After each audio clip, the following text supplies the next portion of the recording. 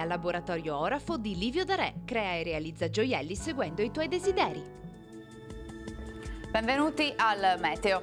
È ancora l'anticiclone a comandare il tempo sul nostro territorio, sempre asciutto, e le attuali previsioni ci dicono che sarà ancora così per diversi giorni.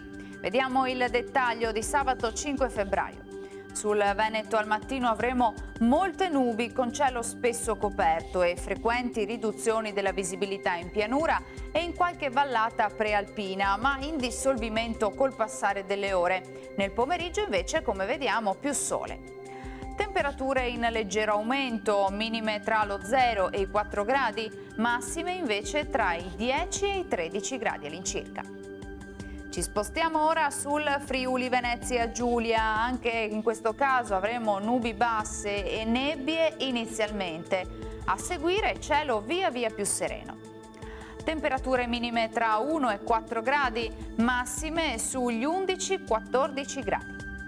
Infine diamo uno sguardo alla situazione del Trentino Alto Adige, dove sarà soleggiato su tutti i settori, poi sarà sereno o al massimo velato, anche qui niente piogge.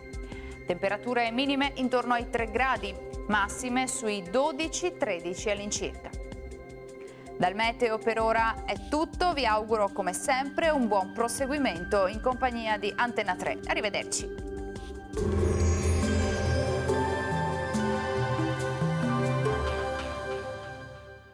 Gioielleria Laboratorio Orafo di Livio Darè. Crea e realizza gioielli seguendo i tuoi desideri.